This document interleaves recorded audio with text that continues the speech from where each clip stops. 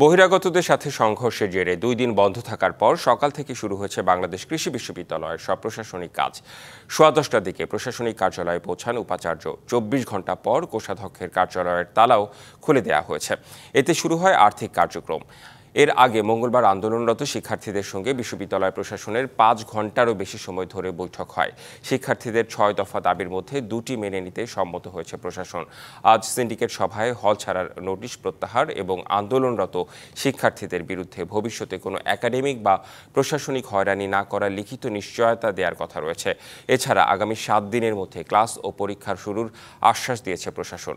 অন্য দাবির বিষয়েও আলোচনা হবে। তবে শিক্ষার্থীদের মূল দাবি কম্বাইন্ড ডিগ্রির বিষয়ে আবারও একাডেমিক কাউন্সিল হবে। সিদ্ধান্ত ফলপ্রসূ না হলে আবারও আন্দোলন শুরুর কথা জানিয়েছেন শিক্ষার্থীরা। আরও জানাতে সরাসরি যুক্ত হচ্ছেন সহকর্মী ইমরান হাসান রাব্বি। রাব্বি, এ বিষয়ে আরও কি তথ্য আছে বিস্তারিত আপনার পর্যবেক্ষণ বিশেষ করে জানাবেন আমাদের।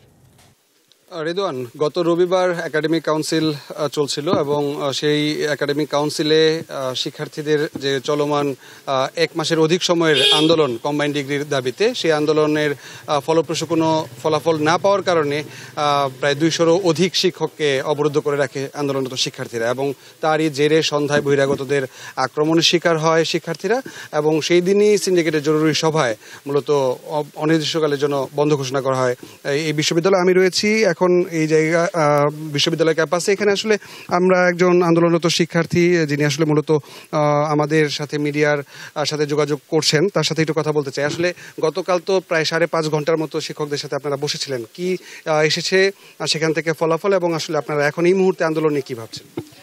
ধন্যবাদ আপনাকে। গতকালকে আমরা শিক্ষকদের সাথে প্রায় 5.5 ঘন্টার মতো আলোচনায় বসেছিলাম এবং সেখানে আমাদের যে দাবিগুলো 6 দফা দাবি সেগুলো উত্থাপন করেছি এবং তারা আমাদেরকে 2টি দাবি পূরণে আশ্বস্ত করেছেন আপাতত। সে 2টি হচ্ছে আজকের মধ্যে আমাদের মাননীয় উপাচার্য মহোদয় একটি সিন্ডিকেট আয়োজনের মাধ্যমে যে হল ভ্যাকেন্টের যে নোটিশ সেটি প্রত্যাহার ঘোষণা করবেন এবং আমরা শিক্ষার্থীরা যারা আন্দোলনরত অবস্থায় আছে, যারা লিডিং পর্যায়ে আছে কিংবা যে সকল শিক্ষার্থীরা আন্দোলনে অংশগ্রহণ করছে তারা যাতে ভবিষ্যতে একাডেমিক্যালি কিংবা প্রশাসনিকভাবে কোনো হ্যারাসমেন্টের শিকার না হন সেই দিকটি ওনারা নিশ্চিত করবেন এবং লিখিত স্টেটমেন্ট দিবেন।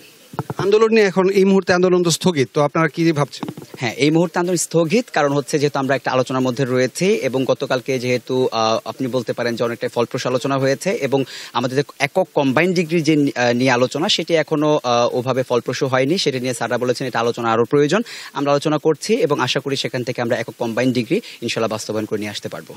ধন্যবাদ। রেদওয়ান, শুনছিলেন আসলে তাদের যে মূল দাবিটি একক কম্বাইন্ড ডিগ্রির দাবি সেটি নিয়ে আসলে ফলপ্রসূ কোনো আলোচনা হয়নি এবং তার জন্য জরুরি আরও একটি একাডেমিক কাউন্সিল হওয়ার কথা রয়েছে। শিক্ষকরা এটাই জানিয়েছেন এবং সেটা হলে হয়তো ফলপ্রসূ কোনো ফলাফল পাওয়া যেতে পারে এবং সেটা যদি না হয় শিক্ষার্থীরা কিন্তু আবারও আন্দোলনে যাবার হুঁশিয়ারি দিয়েছেন। এই ছিল রিদওয়ান আমার কাছে বাংলাদেশ কৃষি বিশ্ববিদ্যালয় থেকে সবশেষ খবর।